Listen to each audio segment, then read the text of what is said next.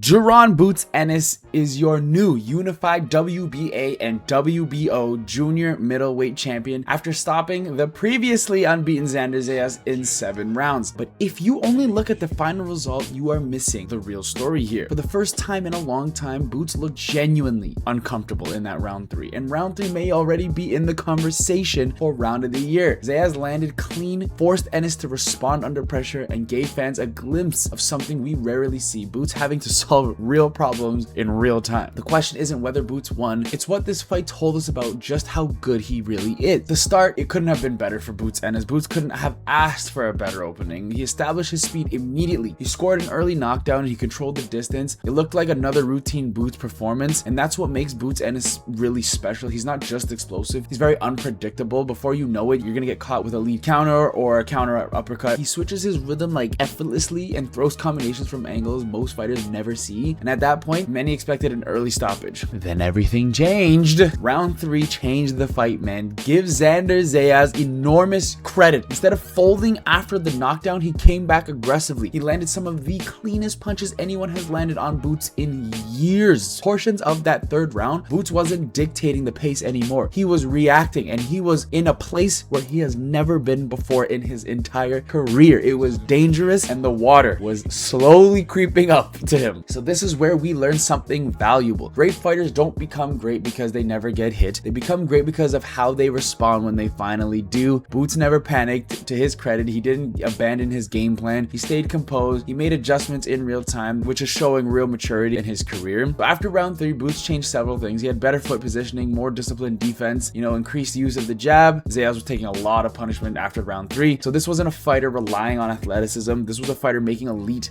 tactical adjustments. So what this fight taught us about Boots, man: before this fight, many believed Boots was untouchable. After this fight, he still might be the best in the division, but now we know something incredibly important. He can be hit, he can be pressured, he can be forced into a very, very uncomfortable moment. And that to me was the biggest eye-opening moment in that fight. Like I said, he had been into a place in boxing he has never been before. When he got hit with that stunning jab from Zayas, he was rocked back like this, and I was like, whoa, what is going on right now? This is not looking good for Boots Ennis. And he had to really claw back from that moment. I'm gonna call it like it is. Boots Ennis was in trouble. I know he was playing it off at the end of the fight. He was in a great deal of trouble. So what's next for Boots? Now comes the exciting part. Boots has already unified 2 world titles at 154. The obvious targets now include Vergil Ortiz Jr., arguably the most explosive matchup in the division, Sebastian Fundora, so for a further unification, or Josh Kelly. Ennis has already expressed interest in pursuing unification and eventually becoming the undisputed champion at 154, but there's also the opportunity of Terrence Bud Crawford to come out of retirement and fight Boots Ennis, because he has chimed in on the fight after Boots won. He said, "And this is the guy you think that can beat me." He took to Instagram, recorded a video, said it in the comment section. This could be a possibility in the future for Terrence Bud Crawford and Boots Ennis if he was to come out of retirement. But the only thing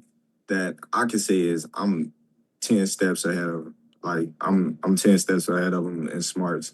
And I think, that's where he'd get in trouble. But there's a lot of talk between the two of them. Boots said Terrence Crawford is easy work. In my humble opinion, I think Terrence Crawford washes Boots Ennis, but that's a conversation for another video. In conclusion, this wasn't a flawless performance from Boots Ennis. It got a little hairy. It was very entertaining, but Boots Ennis managed to really claw back. But that's exactly why it mattered. For years, we wondered how Boots would react when someone finally pushed him to the brink. And on Saturday, Xander Zayas gave us that answer. He adjusted, and he broke down an undefeated champion. So I'm going to leave you guys with the question: was round 3 a warning sign for Boots Ennis, or was it proof he has another level when the pressure is highest? And if Boots faces Vergil Ortiz Jr. next, who are you picking? It has been your boy Afro Boxing on the mic. Do not touch that dial, because we're still talking boxing in this next video. Bring the beat in.